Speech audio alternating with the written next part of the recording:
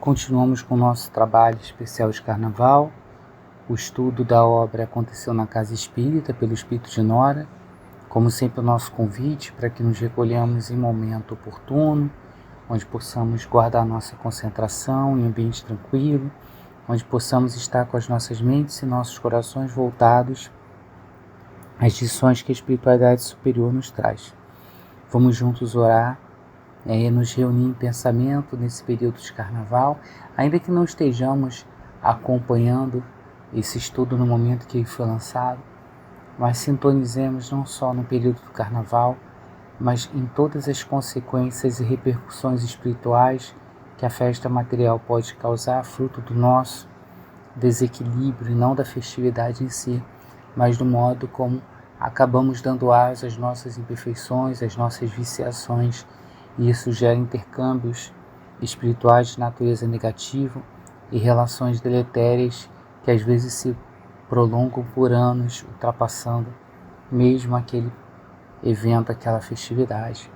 Então vamos elevar o pensamento ao nosso irmão maior, Jesus, mentalizar Jesus conosco, tão próximo aqui do nosso lado, e com essa imagem de Jesus aqui conosco, vamos junto deles mentalizar o nosso Pai, agradecer a Deus, o pastor das nossas vidas, o Senhor de todas as coisas, por mais a bênção de continuarmos encarnados aqui na matéria para aprendizado, por tudo que Ele nos concede, o nosso lar, a nossa família, o nosso alimento material, o nosso alimento espiritual, o nosso trabalho, o nosso descanso. Obrigado, Pai, por tudo, pois sabemos que tudo é mais prova do Teu amor, da Tua misericórdia do que do nosso merecimento. Vamos também pedir, porque carentes somos, primeiro pedir pelos nossos amores encarnados e desencarnados, que eles possam estar envolvidos no mundo espiritual e no mundo material, pelo Teu amor, pelos Teus benfeitores espirituais. Que nesse período de Carnaval eles possam estar atentos e vigilantes às nossas más tendências, aos nossos desequilíbrios. Vamos orar pelos nossos irmãos que sofrem ainda nesse período, os que estão nos hospitais, nas ruas, com fome, os que estão nos orfanatos, nos asilos, nos presídios, mas também, diante da festividade, aqueles que estejam ainda em desequilíbrio, deixando as más tendências fluir, que estejam em sofrimento ou dificuldades em razão do desequilíbrio dos outros, os encarnados e desencarnados que estejam sintonizando de forma desequilibrada na festa, possam ser amparados por essa equipe espiritual tão bonita que trabalha durante esse período. Em nome dessa gleba de espíritos, nós mentalizamos Bezerra de Menezes e todos os seus tarefeiros que estão atuando nos postos de atendimento, nos hospitais espirituais, mas também toda essa equipe que está atuando nas casas espíritas, que está atuando nas zonas umbralinas, que está atuando nas próprias festas, socorrendo, amparando, auxiliando, que o nosso Pai possa auxiliá-los, dar-lhes força, emanar fé, resignação, bons frutos, para que eles possam continuar nos seus trabalhos e que nós possamos também estar contribuindo com os nossos bons pensamentos para o trabalho dessas equipes espirituais. Pai, te pedimos também por nós mesmos, nos ajuda no período de Carnaval e fora dele, a nos mantermos o máximo de equilíbrio que pudermos, Nos ajuda a controlar as nossas más tendências, as nossas dificuldades ainda morais, nos ajuda a ter fé, resignação, coragem e força para sermos pessoas melhores, para tentarmos nos tornar pessoas melhores. Nos ajuda para que também possamos, nesse período, guardar vigilância e oração, que possamos resguardar bons fluidos e bons pensamentos, contribuindo e não dando mais trabalho para a espiritualidade superior. Em Teu nome, Deus, em nome de Jesus, nosso irmão aqui conosco, em nome dessa espiritualidade maior, de todos os espíritos que acompanham e orientam esse trabalho, te pedimos para dar início ao nosso estudo de hoje. Que assim seja, damos graças a Ti. Continuamos então hoje o último encontro, pelo menos finalizando o livro Aconteceu na Casa Espírita, que é um livro psicografado pelo médium Emmanuel Cristiano, psicografa desde 93, que já tinha mediunidade latente desde a infância, começa o desenvolvimento na adolescência, e o espírito que se apresenta para ele é o espírito de uma das primeiras cristãs, que inclusive aparece para ele com uma palma, que é símbolo do martírio, que é o espírito de Nora, e ela traz o relato das cenas que ela vivenciou durante o tempo que ela acompanhou as atuações dentro de uma casa espírita, para nos mostrar a batalha espiritual que acontece nos bastidores, né, na atuação obsessiva que os desencarnados tentam fazer aos trabalhadores para tentar desmontar o trabalho. E aí o capítulo que nós vamos começar é a última tentativa, é o momento que o Júlio César, vendo que a sua infiltração programada foi naturalmente sendo desmontada pelo trabalho da equipe da espiritualidade superior, mas também pelas próprias buscas pelos trabalhadores das suas boas tendências, né? Pelo próprio trabalho ali do Israel com o seminário que esclareceu, que despertou os trabalhadores, né? Ele recebe o apoio lá dos juízes, né? Da equipe inferior dele, que coordena os seus trabalhos, né? A autorização para ir com uma nova gleba de trabalhadores do mal para tentar desmontar o trabalho do bem da casa espírita. Então ele aparece com cerca de 400 obsessores e se preparam na porta da casa espírita para invadir ela. E naquele momento o mentor convoca então a equipe protetora. Naquele momento o mentor orienta aquela equipe que eles vão se preparar para a resistência, né? Mas ao mesmo tempo para libertar os obsessores, já que aqui não é uma guerra, uma batalha entre o bem e o mal. Na realidade aqui são irmãos desequilibrados que precisam de amparo, de acolhimento, que precisam, claro, ser contidos nas suas más tendências, né? No mal que eles podem causar, mas que precisam ser acolhidos, amparados, protegidos, né? Então eles iriam reforçar ali os responsáveis pelas tarefas protetivas na casa, né? Iam ali buscar mecanismos de garantir que o desequilíbrio não chegasse ao nível que o Júlio César pretendia, né? O grupo inferior então estava pensando em como eles podiam derrubar as barreiras magnéticas da casa espírita. Isso fica muito claro lá no livro Das Fronteiras das Loucuras, que nós fizemos o estudo no outro carnaval.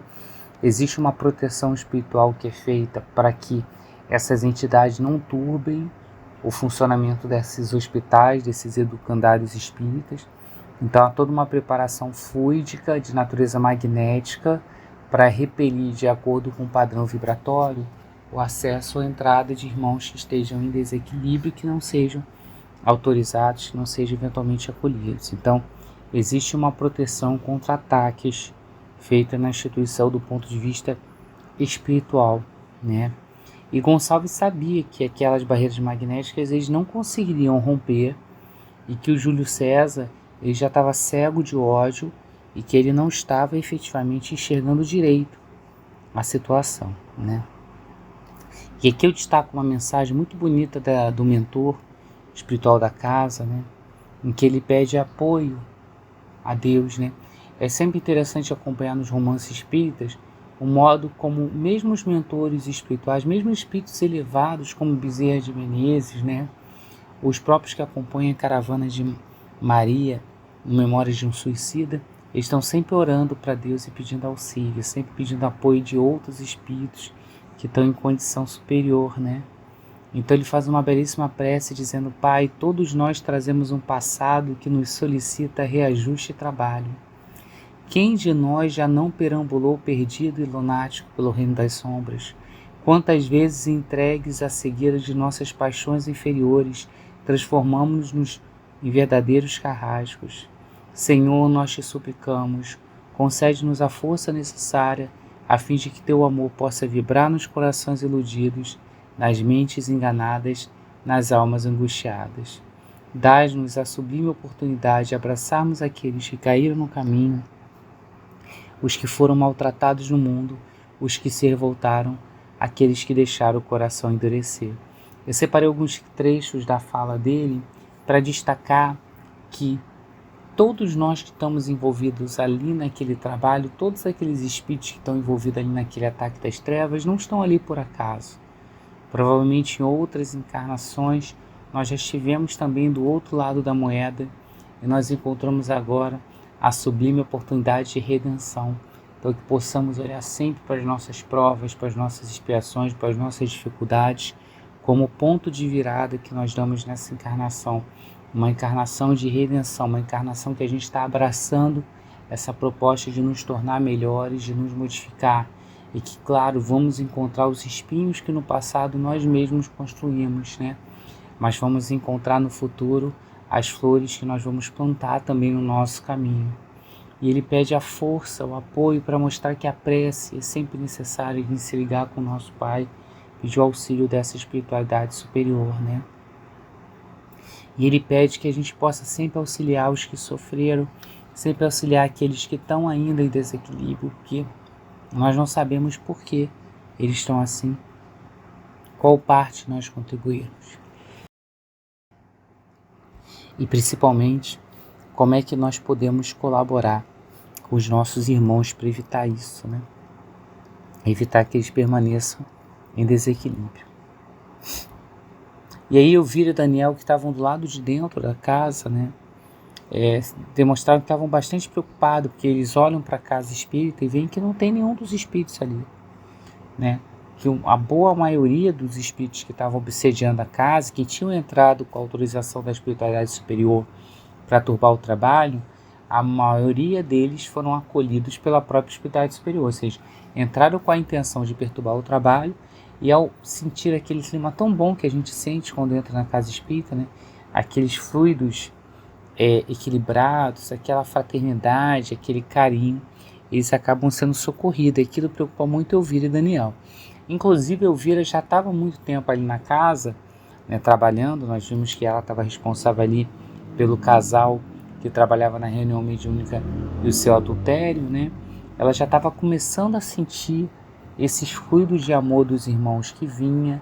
Ela já estava começando a perceber como o ambiente ali era fraterno, como era bem diferente das ameaças do Júlio César. E no fundo ela queria se ligar a eles. Então naquele momento que ela está ali introspectiva, pensando que, olha, o trabalho do mal não funcionou, a casa está vazia, não sei se deveríamos continuar, eu me sinto tão bem aqui. Os irmãos se aproximam da dançarina porque ela já estava preparada para ser auxiliada. E ela acaba se entregando ao socorro. O Daniel, que ainda está muito preso ao orgulho, ainda está muito temeroso, que no primeiro momento rejeita esse tipo de auxílio, né? Ele tenta fugir da casa espírita para noticiar isso para o Júlio César, mas a espiritualidade, já vendo que ele também está preparado para ser acolhido, né? Se coloca na frente do caminho dele e conversa com ele. E acaba convencendo ele que é melhor ele aceitar que os planos das trevas dele não funcionaram e se render ao bem, onde ele vai ser acolhido com amor, com respeito, com tolerância, do que ele continuar aprisionado ali nas fileiras do mal com o Júlio César, se submetendo a ameaças e temendo o tempo todo como ele estava vivenciando. E ele também acaba aceitando, né? Lá fora, o Júlio César continua ameaçando com a equipe dele, com aquela ordem espiritual tão intensa, e aí, né, eles plasmam armas pontiagudas, né, para aumentar essa figura do medo. Claro que a barreira ali de natureza fluídica, magnética, né, não vai ser rompida com armas, né, mas a projeção que é feita pelo espiritual disso é uma projeção para dar medo, né. E o protetor espiritual da casa, né, a equipe que está ali trabalhando, ela permanece em prece, pedindo apoio, pedindo auxílio, preparada porque é uma horda de espíritos em grande quantidade, né? E aí a prece, a resignação desses espíritos acaba atraindo uma entidade sublime, né? Que traz muita luz, né? E aí os adversários, quando veem a luz desse espírito, acabam recuando, ficam com medo, né? E aí outras entidades vão aparecendo junto para apoiar ela, fazem uma verdadeira coluna de luz ali na casa espírita. E aí a resposta que essa entidade superior dá até surpreende, que ela pede para baixar as barreiras magnéticas. Ela pede para justamente evitar-se o confronto, né, e descer essas correntes magnéticas. Quando ela fala isso, os espíritos já estavam preparados para invadir. E aí essa entidade, esses outros espíritos de luz, eles envolvem esses espíritos ali naquele momento que eles estão tentando entrar na casa espírita com esse magnetismo superior, né? E nós sabemos muito bem disso, porque quando alguém abraça a gente com muito carinho, quando alguém beija a gente com muito afeto, a gente sente aquela energia boa, né? Então, os espíritos que vão ali invadir, eles sentem aquele magnetismo superior, alguns se assustam e vão embora, porque é um choque fluídico, né? Eles estão muito tempo vibrando em desequilíbrio, então estão acostumados com aquela energia perispiritual do desequilíbrio, da tristeza, da raiva, aquela energia que joga o padrão vibratório para baixo, né? Então estão acostumados a estar naquele tipo de energia, então aquilo gera um choque, incomoda muitos, né? Mas outros aproveitam e são acolhidos, acabam sentindo aquela energia que renova o alívio deles e eles pedem ajuda e acabam ali sendo atendidos, né?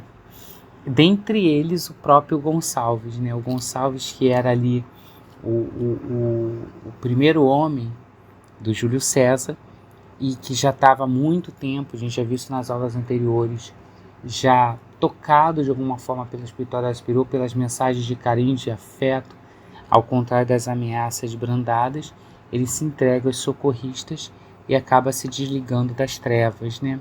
O Júlio César também recebe esses raios mentais que acabam agitando ele, porque como ele está no padrão vibratório muito desequilibrado, como eu volto a falar, esse choque fluídico tira ele de uma posição de certo conforto, né?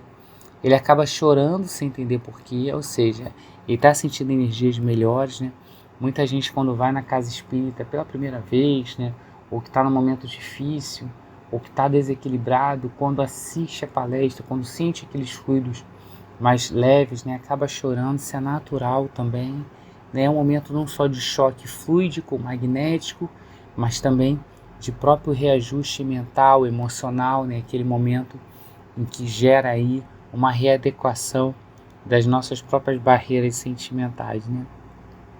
Mas nesse caso, embora ele chore, embora ele sinta alguma coisa, ele vai embora prometendo vingança e ele retorna lá para as zonas trevosas, né? Para a cidade espiritual inferior onde ele está.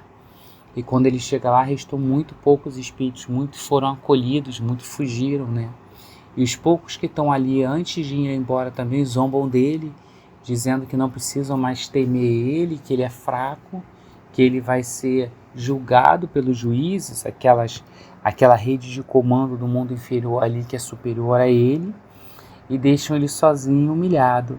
E aí ele fica numa densa vibração, como diz o Espírito de Nora, né? Marcado pelo rancor de não ter conseguido o que ele queria e a autopiedade, né, que ele tinha com ele mesmo. A espiritualidade superior, enquanto isso, organiza o encontro no mundo espiritual, já que eles conseguiram o que eles queriam, né, que era acolher uma boa parte dos benfeitores e desmontar o plano das trevas, né, e esses benfeitores, que já acolheram esses malfeitores, né, eles se reúnem então no mundo espiritual durante a madrugada e convidam a presença de vários trabalhadores, dentre os quais o presidente da casa, o Castro, o nosso diretor doutrinário de Israel, e a dirigente do atendimento fraterno, que é a Márcia Boaventura. Então ali estão vários outros espíritos encarnados, né? Médiuns, atendentes, expositores, dirigentes, fluidoterapeutas, os evangelizadores, os diretores, o pessoal do coral, do teatro. A imagem é bem representativa. Existe muita reunião no mundo espiritual com os trabalhadores encarnados que nós participamos e, claro, em razão do próprio sono, né? E nós não lembramos ou não recordamos de tudo, né? Às vezes trazemos algumas imagens, algumas sensações, mas os recados são dados ali. Então eles foram reunidos ali. O mentor espiritual ele aparece na mesa e convida que compõe a mesa o Castro, Israel e a Márcia. Aquilo surpreende alguns dos encarnados que estão ali. Por quê? Porque os encarnados que estão ali não sabiam que a posição espiritual dela era tão elevada. Lembra que ela foi muito criticada porque temporariamente parou de participar do trabalho, porque o marido dela estava sob um processo obsessivo que impedia ela, né? E aí o mentor começa a conversar sobre um número muito grande de trabalhadores que abandonaram as tarefas em razão desses processos obsessivos, que eles continuariam, mesmo não sendo trabalhadores mais na casa, sendo socorridos, né? mas ele reforçou a importância também de todos aqueles que continuaram. Então, uma advertência para todos nós vamos encontrar pressão espiritual para não participar do trabalho, seja em razão de nós, efetivamente, termos os nossos sicários, os nossos obsessores, ou seja, porque o próprio trabalho faz isso. Mas, de qualquer forma, ainda que seja fruto de uma tentativa de infiltração e obsessão da casa, ou decorrência dos nossos próprios obsessores, é importante a gente manter sempre firme, né? Acho que a lição daqui é essa, né? E eu trago aqui um trecho da mensagem que eu acho muito bonita, né? Nossa casa de fato passou por momentos torturosos, situações difíceis e perturbadoras. Todavia o Senhor da vida não nos desamparou. É verdade que sofremos alguns prejuízos. Os nossos trabalhos foram acometidos de severa perturbação. Mas o importante é que mais uma vez vencemos sob as bênçãos de Deus. Essa nossa reunião também é uma oportunidade de refletirmos e aprendermos sobre os acontecimentos ocorridos na nossa casa. Nesse processo de infiltração, muitas almas tiveram o coração transpassado pelos cravos da maledicência, pelos espinhos da perseguição, da moral, da inveja, do orgulho, da intolerância. Ele chama a atenção de que todos nós contribuímos de alguma forma com esse tipo de processo obsessivo e que precisamos refletir sobre isso em algum momento de reflexão sobre o tema.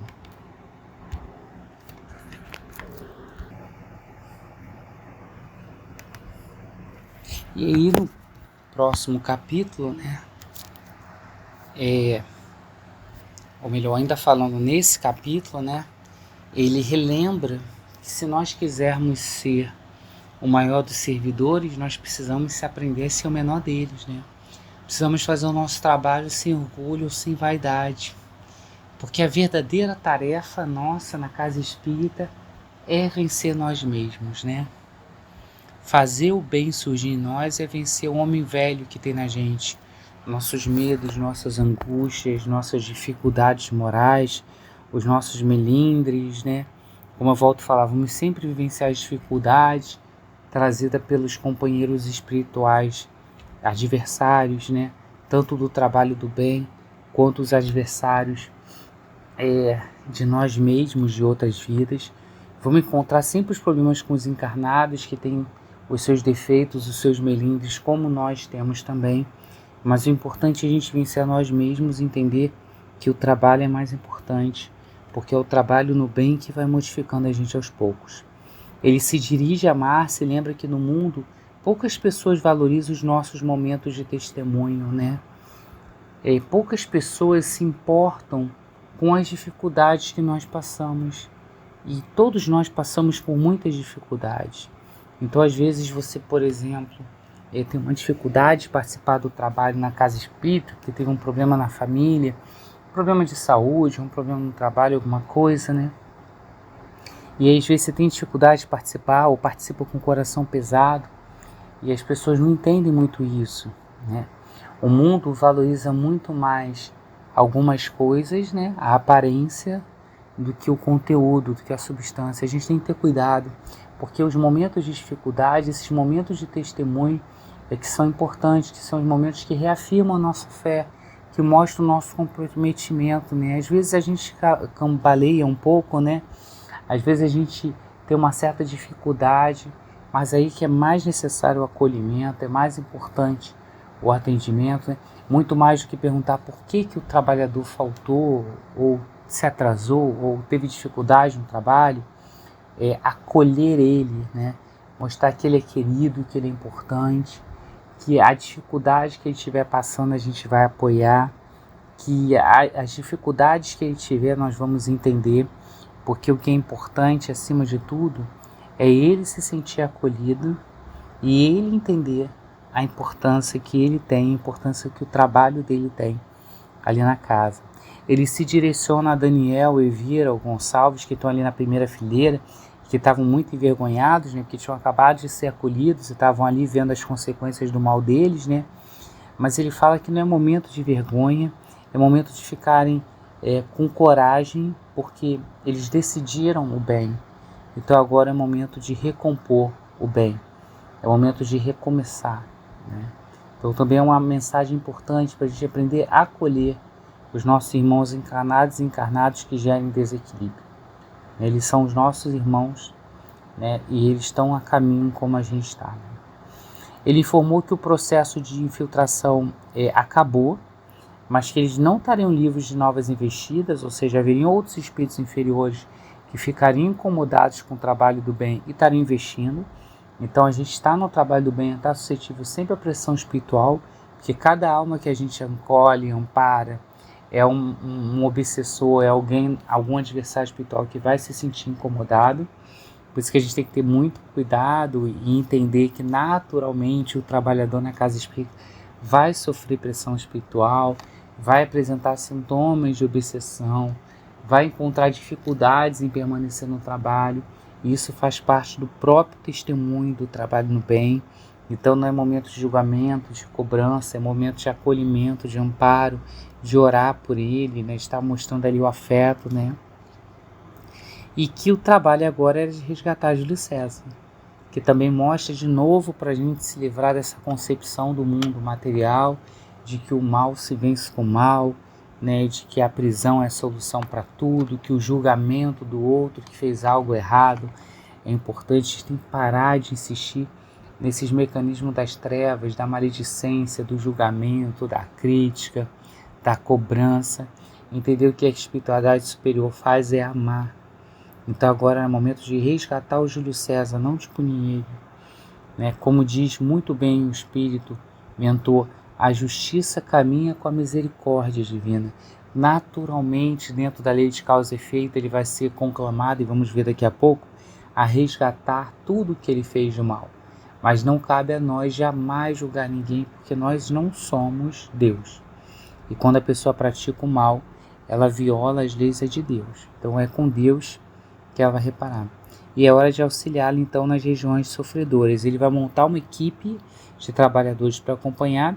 Ele vai destacar alguns trabalhadores em específico, que estão aqui, a Márcia Boaventura, né, do atendimento fraterno, mas vai destacar também o Daniel e Elvira, para ajudar a conversar com ele. O mentor ainda, antes de encerrar a união, ele vai dar palavras de conforto e de ânimo para o Castro e para o Jael, dizendo que por mais que o Castro em alguma medida teve dificuldade, ele permaneceu firme no trabalho e atendeu o papel dele de presidente, e que o Israel também, enquanto se guardar com paciência, com resignação, mesmo que tenha ataques, ele vai continuar sendo amparado pela espiritualidade superior. E aí sim, agora sim, no último capítulo, socorrendo o vencido, né? Solitário, desprezado e amargurado, Júlio César estava ali, naquela cidade das trevas sozinho, lembrando a sua última encarnação, né? O socorro espiritual estava ali ao lado dele sem ele perceber, e nesse momento que ele mostra que já está com o campo mental um pouco mais aberto a esse tipo de conversa, de diálogo, o mentor espiritual da casa se apresenta a Júlio César, que no momento inicial acha que ele veio ali tripudiar dele, veio dizer que venceu, mas na realidade ele veio fazer o socorro afetuoso, e o Júlio César acaba percebendo e acaba narrando a história dele. E aí a gente entende por que o Júlio César decide fazer esse trabalho contra a casa. Porque o pai dele era tutor da casa, o pai dele foi presidente da casa numa outra encarnação, e toda a atenção do pai era para a doutrina espírita, para a prática do bem, e era para consolar e amparar as outras almas. E o Júlio César se sentia largado, abandonado. O Júlio César, que era egoísta, entendia que ele tinha que dar atenção só para ele. Então não entendia o amor do pai, o trabalho dele no bem. E aí ele decide desmontar a casa por causa disso. E aí no momento que ele fala do pai, uma luz aparece muito forte, é muito bonito no livro, né? E aí uma entidade aparece lá do alto, se projeta, e é o pai do Júlio César nessa encarnação, e lança o olhar tenro para ele. E ele mostra que ele sempre amou o filho, só que não era um amor egoísta, era um amor a todos, né? Lembra que por várias vezes, depois disso, ele incentivou o Júlio César à prática do bem, as tarefas superiores que ele não quis, né? E como sempre que desmonta o mal é o amor, né? E diz que durante esse quase um século que o Júlio César está praticando o mal, o espírito do pai ficou atormentado porque me diz qual pai consegue ser feliz se não vê o filho feliz. E ele fala essa frase belíssima, né? Que é a frase que eu acho que define os espíritos superiores, que a felicidade dele como pai só seria completa enquanto ele visse a felicidade dele como filho. É isso que faz com que belíssimas pleiades de espíritos superiores, inclusive o nosso mentor, os espíritos familiares que estão conosco, ainda estejam conosco. Eles podiam às vezes galgar voos mais superiores, mas como, né, ver o brilho da felicidade nos planos mais altos e olhar para baixo e ver os nossos amores no lamaçal ainda das zonas inferiores. Então ele ficou ali acompanhando, esperando o momento que ele estivesse apto para ser socorrido. E aí Júlio César, comovido, pergunta pela mãe. E aí o espírito da mãe também, como na imagem estava aí do Data Show, ela se apresenta para ele. E aí ali na presença do pai e da mãe, ele se entrega, acaba chorando, acaba mostrando arrependimento diante de tudo que aconteceu. E ele pede a oportunidade de poder reparar, ele pede a chance de poder corrigir todos os erros dele. Então, nessa hora que a gente vê que o Júlio César é como cada um de nós, um irmão, ainda com erros, com desequilíbrio, que só precisa ser amado e só precisa ser acolhido. O pai informa então que a espiritualidade autorizou que ele reencarnasse, que aí seria Elvira, a esposa dele, e o Gonçalves e Daniel como filho, para que ele já começasse a reparar, porque ele iria ter que conduzir tanto Elvira quanto Gonçalves e Daniel, que eram os sicários dele, né, que era a trupe dele inferior, ele teria que conduzir eles para o bem.